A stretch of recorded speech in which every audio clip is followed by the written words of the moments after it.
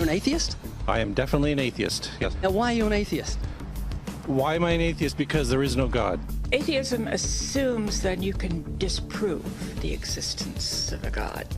Agnostic is a more correct term, but I'm an atheist. Are you an atheist? Yeah. I am an atheist, yeah. I am, yes. I am.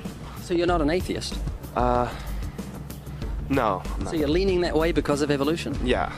I don't believe in there's a guy in the sky that lives in the sky. You believe in evolution? Of course I do, yes. Live science says of Darwinian evolution, it can turn dinosaurs into birds, apes into humans, and amphibious mammals into whales.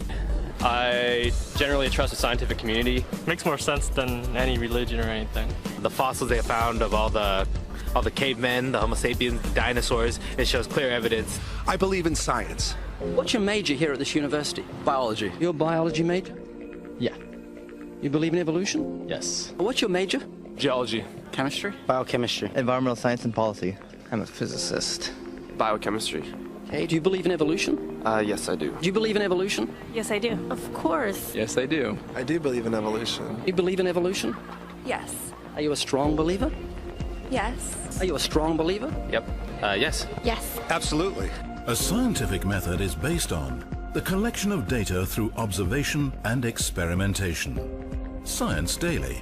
Could you give me some observable evidence that evolution is true? Something I don't have to receive by faith. Yeah. Some observable evidence. I mean, take a look at what happened 65 million years ago. Hang on, I can't. That's 65 million years ago. I believe, millions of years. So that can't be observed. We can trace the evolution through the fossil record. Could you be specific? Just give me one. Between 6 and 7 million years ago.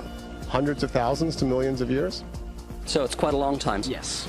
Millions of years. Yes. So it can't be observed. Evolution is not testable over time. We are condemned to live only for a few decades, and that's too slow, too small a time scale to see evolution going on. Richard Dawkins. We see nothing of these slow changes in progress until the hand of time has marked the lapse of ages. Charles Darwin. You've got the canine kind, the coyote, and the domestic dog, and there's the feline kind, which is the cats, the tiger and the kitten, and you've got humankind.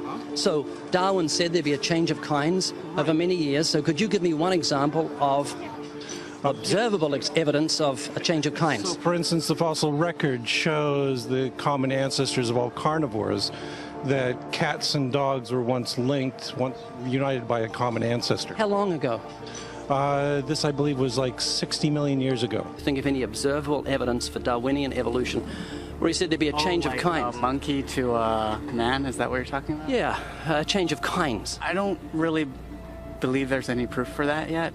Well, monkeys are the only ones with the 5th digit, like we have. Well, koalas have a 5th digit. Did you know that? I didn't know that. Think we're evolved from koalas? No. I came up with. I have a strong trust in evolutionary ideas based on the evidence presented. Can you think of any observable evidence for Darwinian evolution, a change of kinds? I haven't seen it myself, but I believe what the textbooks tell me about it. The scientific method must be observable and repeatable. So could you give me one piece of observable evidence for Darwinian evolution? Okay, I would point to, as one great example, is look at the genetics of the stickleback. What's that? So stickleback fish are a very interesting collection of species that were recently isolated after the end of the Ice Age. What did they become? They're various species of sticklebacks. They stayed as fish. Well, of course. We came out of the ground as a mammal, and one mammal created... Come out of the ground? Didn't we come out of the sea? Huh? Well, initially in the beginning, we came out of the ground and the sea after the great destruction of the... So did we have lungs or gills when we came out of the sea? You want to know something? Those that were in the sea, I guess, had gills, and those that were on land had lungs. But if we came out of the sea, we had gills in the sea. You want to know something? Who knows that we came out of the sea or we evolved from mammals? So you don't know? Huh? Of course I don't know. I'm accepting that they did their science correctly. Could you give me an example of Darwinian evolution, not adaptation or speciation, but a change of kinds? These are changes of kinds. They're still fish. They're distinctly different. Thousands of examples. Can you give me one? I can give you thousands. Just one. For instance, I would say look at Lenski's experiments with bacteria then. So what do the bacteria become? The bacteria are still bacteria, of course. So that's not Darwinian evolution. That's not a change of kinds, is it? It is a change. It is a change in the genetic makeup of the bacteria, which is still bacteria. So what did the bacteria become? A new kind of bacterium. So it's still bacteria. There's no change of kinds. To summarize, the observable evidence that you give me for Darwinian evolution is bacteria becoming bacteria. You asked me to tell you. You asked me to tell you when I've watched one species evolve into another. Isn't that right? No, one kind into another. There's 14 different definitions of species. So I want a change of kind. When you're talking about kinds or change in families, you're actually talking about macroevolution. You're talking about changes on the level that separate, say, cats from dogs. So could you give me any examples of Darwinian evolution? Well, when you say examples of that, then you have to sort of look at over a longer time. You mean the evolution of one species from another or to another? Yes, we have that in action actually in the Galapagos. Could you give me one instance? Yes, we have an example from a group of birds called Darwin's finches. You take a look at the difference between the finches on the islands that all started out. I mean, that's very, very observable. But that's not Darwinian evolution. There's been no change of kinds. What do the finches become? They become genetically new and anatomically new, recognizably different species. So they're still finches? Well, of course, they're still finches. Yes. They're not a change of, there's no change of kind. Little birds that he had observed. What did they become? Their beak shapes. They're still birds. Yes. 3 finches that turn into different types of birds. They're still finches. Well, for example, Darwin and his study on evolution of the birds on the island that he went on to there. Their beaks changed? Their beaks. They're still birds. There's no change of kinds. That's within the kind. Just evolution on the beaks. So that's called adaptation. It's not Darwinian evolution. There's no change of kinds. There's no different animal involved. I want something that shows me Darwin's belief in a change of kinds is scientific. Darwin spoke of a change of kind. Can you think of any observable evidence for Darwinian evolution where there's a change of kind? Change of kind. Change of kind. Test and observe.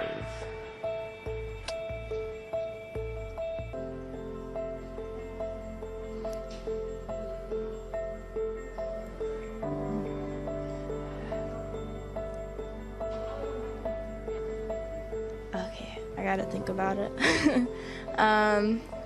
So you want the evidence of it? I would say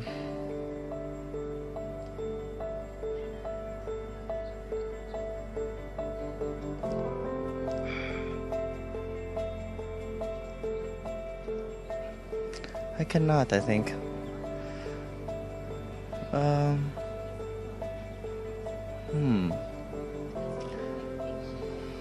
It's a hard question, actually. Sure. So you can't think of any observable evidence for evolution? No. How do you know it's true? I'm not sure. So Darwinian evolution is not observable. It's not scientific. I guess so. So it's unscientific. You can't prove it. It's scientific, actually. You could prove it. It could be proven. Just do it for me. That's hard. That's just too broad of a... It's unobservable. That's why you need millions of years. Yes, exactly. You're trusting the biology majors and the biology professors know what they're talking about, and they can't even give me evidence of a change of kinds. Well, then there isn't one. If they don't give it, then I wouldn't say there was. Yeah. I just go on what I've seen and what I've learned from class. So you believe? Yeah. You know what that's called? What? Blind faith. Blind faith.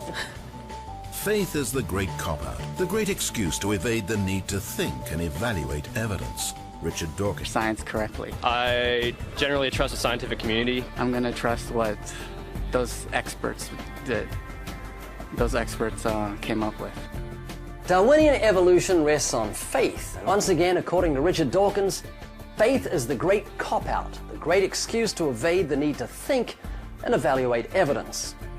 Darwinian evolution requires great faith. The knowledge of God, however, is clearly seen by all mankind. For since the creation of the world, his invisible attributes are clearly seen, being understood by the things that are made, even his eternal power and Godhead, so that they are without excuse. because although they knew God, they did not glorify him as God, nor were thankful, but became futile in their thoughts, and their foolish hearts were darkened. Professing to be wise, they became fools